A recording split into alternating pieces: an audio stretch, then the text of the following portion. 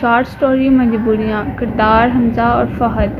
حمزہ اور فہد چچزاد بھائی ہوتے ہیں اور گھر کے حالات خراب ہونے کی وجہ سے یہ دونوں گاؤں سے شہر کا رخ کرتے ہیں. ساتھ ضرورت کا سامان اور پیسے لاتے ہیں اور یہ شہر میں کسی کو نہیں جانتے ہیں. شہر میں داخل ہونے کے بعد کا منظر. حمزہ ایک نوجوان لڑکا ہوتا ہے. فہد اور حمزہ بس سے اترتے ہوئے. یار فہد، ہم کون سی دنیا میں آ گئے ہیں، اتنے زیادہ لوگ، اتنی زیادہ گاڑیاں. فہد ایک معصوم سا لڑکا ہوتا ہے. حمزہ کو مخاطب کرتے ہوئے. حمزہ چل یار، ہم واپس گاؤں جاتے ہیں، یہاں تو مجھے بہت ڈر لگ رہا ہے. حمزہ اور چپ کر یار، ہم نے کس حالات کی وجہ سے اس شہر کا رخ کیا؟ کیا تجھے نہیں پتا ہم گاؤں میں 2 دن بھوکے رہتے رہے؟ چچا اور میرے ابو کو دیکھ، کس مشکل سے وہ تیز دھوپ میں کھیتی باڑی کر کے ہمیں یہاں تک پالا اور ہم واپس چلے جائیں. فہد: ہاں یار تم صحیح کہتا ہے، ورنہ مجھے گاؤں سے آنے کا دل نہیں کرتا تھا. اتنے پیارے پہاڑ، وہ گاؤں کی خوشبو اور میٹھا میٹھا پانی. حمزہ: او چل یہاں ڈرامے نہ لگا، ہم یہاں پیسے کمانے آئے ہیں، گاؤں کی یادیں بانٹنے نہیں آئے.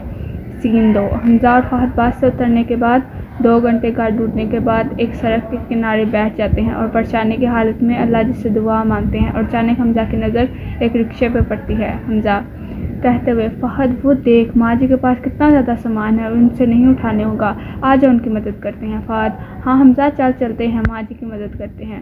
حمزہ فہد دونوں ماں جی کے پاس جاتے اور کہتے ہیں. حمزہ: ماں جی اتنا زیادہ سامان آپ کیسے اٹھائیں گے، ہمیں دیں.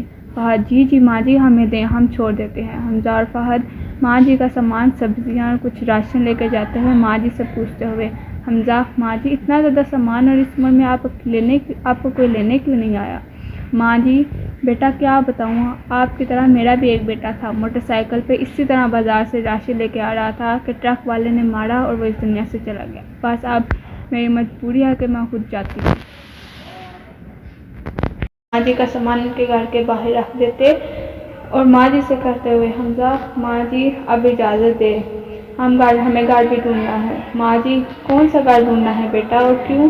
حمزہ: گاؤں میں رہنے سے ہمارے گھر کے حالات بہت خراب ہو رہے تھے، اس وجہ سے ہمارے گھر والوں نے ہمیں شہر بھیج دیا. ماں جی: بیٹا ماں جی کے ہوتے ہوئے تم دونوں کیوں گھر ڈھونڈو گے، یہاں رہو، میرا ایک اوپر والا کمرہ ہے، اس میں تھوڑا سامان ہے اور بھی استعمال کر لینا اور یہاں رہو. حمزہ اور فہد ایک دوسرے کی طرف خوشی سے دیکھتے ہوئے گلے ملنے لگ گئے.